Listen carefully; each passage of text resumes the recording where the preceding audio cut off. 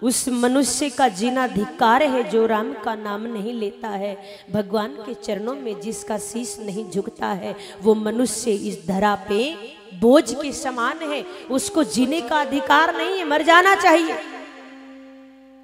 बहुत से ऐसे मिलेंगे आपको जो कि कोई अगर मंदिर जाता है तो उसका मजाक उड़ाते हैं, व्यंग्य करते हैं, अरे ये तो बड़ा भगत बन गया, आजकल जाता है मंदिर, देखो सुबह सुबह। मतलब खुद पूजा करता नहीं है, भगवान के चरणों तक, मंदिर तक जाता नहीं है, और दूसरा कोई जाता तो वो अच्छा नहीं लगता। क्यों? उसकी प्रीति नहीं है भगवान के चरणों में। उसको अभी तक ज्ञात ही नहीं हुआ है कि आप किस लिए आए हैं, आपका कार्य क्या है। आपका ये काम नहीं है कि आप आए इस धरा पे और बड़ी सी बिल्डिंग कर दी और संतानें पैदा कर दी और लगे पड़े हो धन के पीछे और फिर मृत्यु आई चले गए। संतानें पैदा तो कुत्ते बिल्ली गधे घोड़े भी करते हैं, पर वो पूजा नहीं कर पाते, वो भगवान के मंदिर नहीं जा पाते हैं, वो दान पुण्य नहीं कर पाते हैं। ये मनुष्य शरीर ही एक ऐसा मिला है आपको, ये मानव चोला ऐसा मिला है आपको जिससे आप सब कुछ कर सकते हैं। लेकिन महाराज दान पुण्य की बात तो दूर है,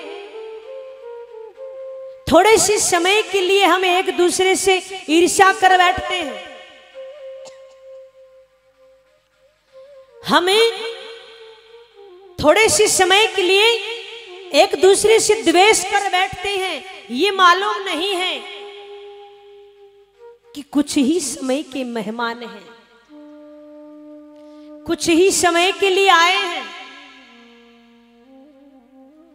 एक दूसरे से प्रेम करिए, एक दूसरे से प्रेम कीजिए, भाव से रहिए, मदद कीजिए, ईर्ष्या मत कीजिए। ये जीवन थोड़ा सा है।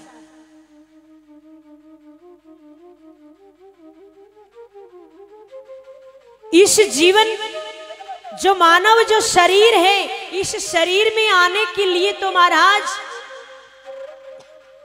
देवता तक भी तरसते हैं, देवता भी सोचते हैं कि हमें ये मनुष्य शरीर मिल जाए, और हम कितने खुश नसीब हैं ताकि हमें ये मानव शरीर मिला है। और मानव शरीर में भी हमें भगवान का भजन नहीं करते हैं। लेकिन मैं आपसे यही कहूंगी थोड़े शब्दों में कि देखिए जीवन बड़ा थोड़ा है, और हो सके उतना भगवान का नाम लेने की कोशिश करना। मैं ये नहीं कह रही कि तुम पूर्ण रूप से ही बस भगवान के पीछे लग जाओ, नहीं।